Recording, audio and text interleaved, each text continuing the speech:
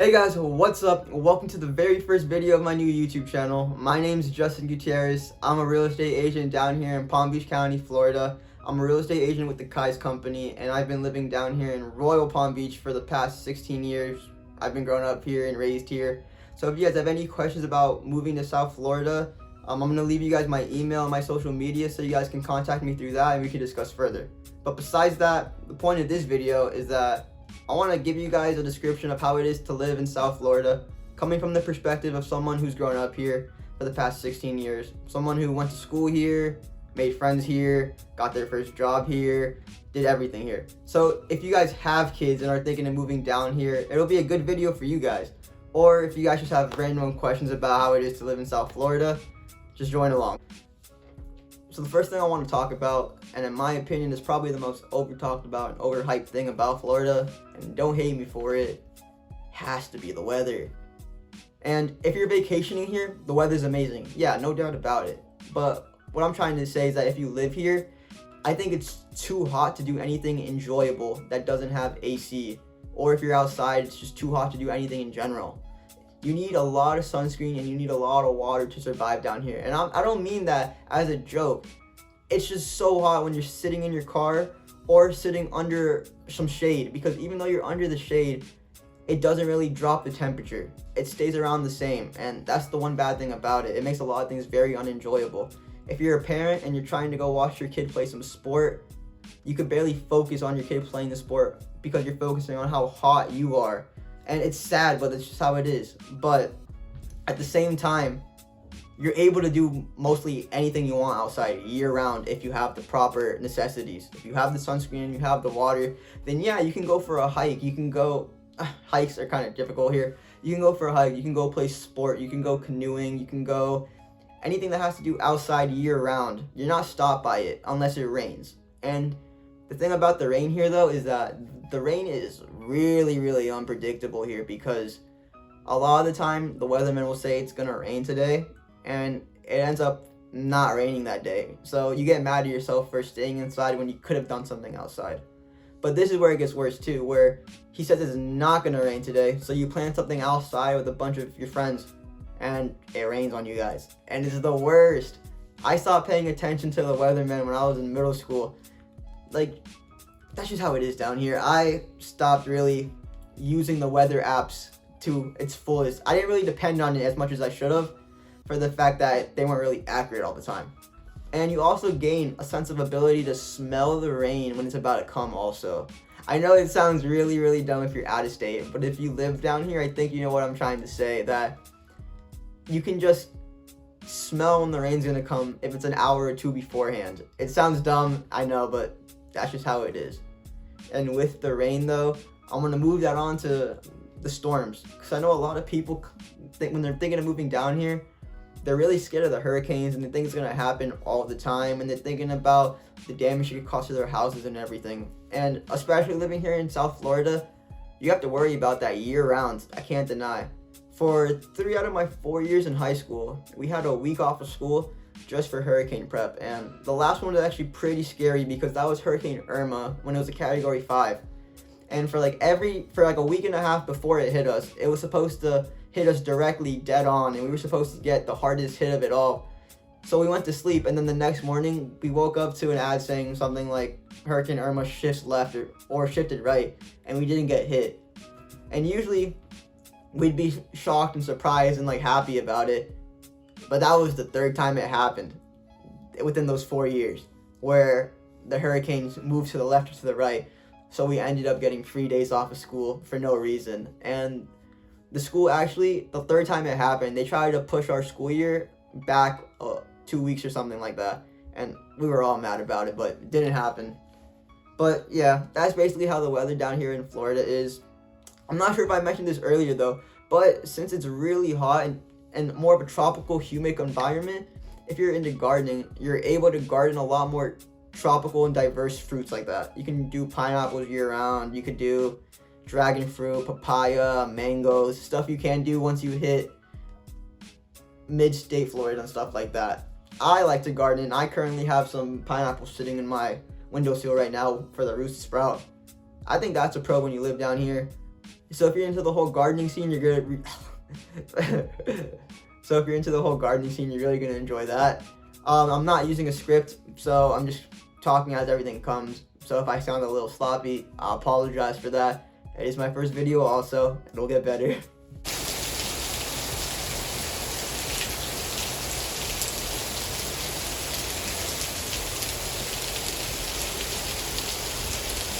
Alright, the next thing I gotta talk about is the car/foot traffic. Now, driving down here, the best way I can put it is that it's crazy.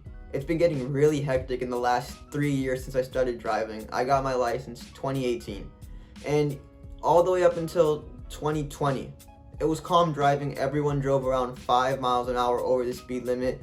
There were hardly any people cutting over you, cutting behind you. It wasn't a big deal. But now it seems like the streets have gotten a lot more crowded, but the speed limit seems to have risen 15 miles an hour, even though the one you have to abide by has stayed the same. It seems like everyone down here all of a sudden is driving 15 miles over the speed limit as the normal speed limit, and cops down here drive at least 20 miles over the speed limit, it seems like, in some areas, and they don't care.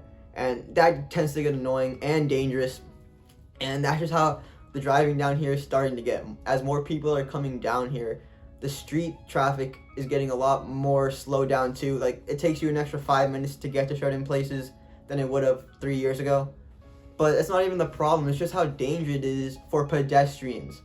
I love to ride bike. I love going to New York, riding the bikes on the street. I love riding bike in general, but I do not ride the bikes on the street down here. I get genuinely scared that they're going really fast and they're not paying attention. And a lot of people here always have half of their car on the bike lane. If you're driving and you're on the right lane, you're gonna notice it. Most people have half their car on the bike lane and they don't care.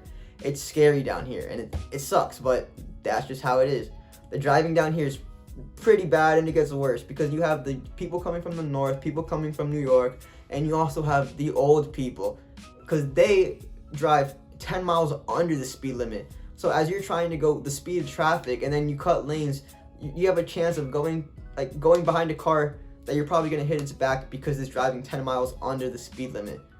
You don't get anything good down here. You get the worst of both worlds. The old people, the young people, the new. That's the thing. You got a lot of young people here that drive reckless too because they think they're invincible. It's just, the driving here is unsafe, and that's the most I can say about it. But when it comes to the foot traffic now, yeah, you get a lot more foot traffic on the streets, but you're not bumping shoulder to shoulder like New York. You're nowhere close to that, because I live in West Palm Beach, so you're not even close to Miami. Even when I went to Miami last week, it's not that crazy compared to New York and stuff like that, but it's getting there. It's nice. You can walk into a restaurant, it'll be like max capacity, however they allow it nowadays. You can go to most places outside, you see more people than you would have in the past, and that's something I do like, because I like human interaction, I like talking to people, I like meeting new people. And growing up, you didn't get a lot of that, because you knew the people you knew in your school, and there wasn't a lot of people out and about, like downtown, West Palm and stuff like that. Now, there's a lot more people downtown, out and about, and I like that. You could feel it when you're walking into a supermarket and you're grabbing some groceries. It's nice. So the foot traffic here has got a little bit better. Now I'm going to talk about the cost of living and the cost of housing, and I'm going to zone in on Palm Beach County in specific. So first, I'm just going to talk about the housing market, because down here in Palm Beach County over the past year, the housing market has skyrocketed, and it is crazy right now. Just let alone in the month of April, the median house price is $466,000. But if you're comparing that to April of last year, that's an increase of 27.7% on the median home price. And if you want to compare April of this year to April of last year again, the inventory dropped by 57%. So you want to make sure that you're pre-qualified before you start touring any houses, because if you're not, the chances of you getting your offer accepted in this market is going to be slim to none. And for you people coming out of state, you want to be aware of flood insurance that you might have to pay, because in a lot of areas when you're next to the coast, you have mandatory flood insurance that you're going to have to pay. And a lot of you guys aren't used to paying mandatory flood insurance because you're not near the coast. So you have to be worried about those hidden fees coming up with it. And to shift it over, the cost of living in this state, as you guys know, we don't have any state income tax. So if you're looking to start a business, it's one of the best states to do it. I think it's the 4th or 5th best state to start running a business. So you get advantages with that. And when it comes to stuff like capital gains tax too, you're going to have to worry about having to pay the state also. So you get to keep a little bit more of your profit compared to if you were in California. And the cost of gas is around, when I went to the gas station a couple of days ago, it was around $3.20. When I first started driving, it was around the high dollar mark. It's not a big deal in my honest opinion. I know some people have stronger views on gas. It's not something that bothers me, and it's not something that I'm gonna get into right now. It's a different topic for a different day. And if you're looking at grabbing a minimum wage job, or you have a kid who's looking at grabbing a minimum wage job, I've worked a couple of them down here, and I always tend to see that the minimum wage here is around $10, because you get some jobs that offer you 9 and then a lot more that offer you 11. So I just think it's right in the sweet spot around $10. Boom, we're back. I changed my clothes because I had to go to the gym really quick. Have to get those gains. But for this topic, I definitely wanted to talk about the animals and the small little critters that are all down here. Because I know a lot of you guys are probably not used. What's my puppy doing? Give me this. Sorry about that. But I know a lot of you guys aren't used to having outdoor animals inside your house. And when I mean outdoor animals, I don't mean rats. Coming for you people from the Northeast, I'm talking about lizards, snakes, roaches, spiders. Yeah, but the lizard seems to be like the big one, because a lot of you guys aren't used to lizards in the house. That's been a normal thing for me growing up. I'm gonna be honest, I have a lizard in my backyard that comes every night. It's the same exact lizard, and the only reason I know it is because its tail is ripped off. So it's been regrowing. But I have like a pack of lizards that come in the same spot every night in my backyard. It doesn't bother me at all. I've been seeing lizards in my room since I was like 4. And with spiders, I've seen them all the time. But I was a little dumb with them when I was younger, because I was really into Spider-Man. The Tobey Maguire series one, the first 3. And no one tells you that Spider-Man isn't real when you're younger, because they don't want to crush your dreams. So me being me, every time I would see a spider, I would put my hand up to it and just go, "Spider, bite me!" And it never bit me, which is good. But I tried it every time. I tried at least like 10 times to get a spider to bite me, because that's how normal it was seeing it around, that it didn't scare me, didn't bother me. Seeing a lizard in the house is probably normal. And half the time, they kind of blend in with the walls, so you don't even notice it until you're in the kitchen, which is the worst time to notice it. Makes you lose your appetite, but that's not really a big deal. It is a thing that you guys are gonna have to get used to though. Oh, also, you guys are gonna have to bring a lot of bug spray, because the mosquitoes down here they're really bad. They tend not to bother me that much. I guess it's because of my blood's not sweet, but I don't know if that's a real thing or not.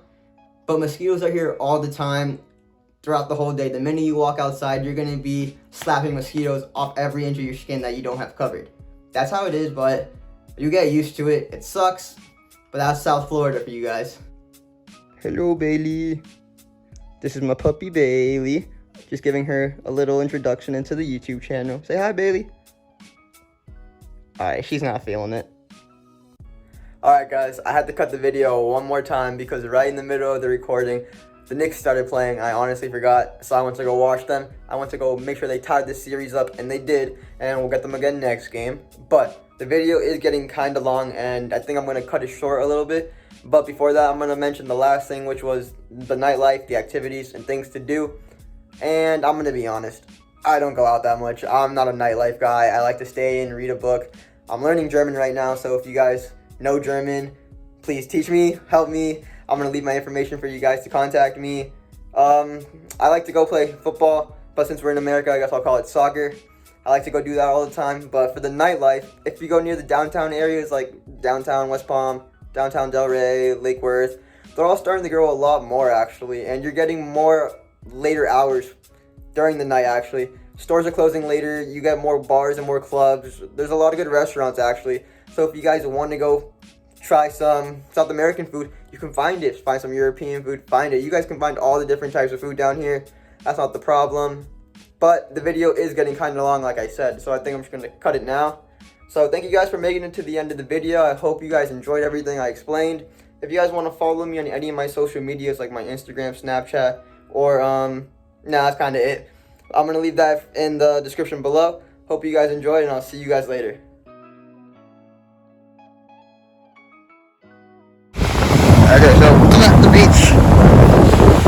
and just want to show you guys how it is on a perfect, amazing Saturday here in Juno Beach. It is amazing. It's 90 degrees out, but the water is like 70, 75. It's amazing. Look at it. It's blue. You get different shades of blue too. You get like the light blue, the dark blue, the dark blue. Ah, nice. Oh no, my football.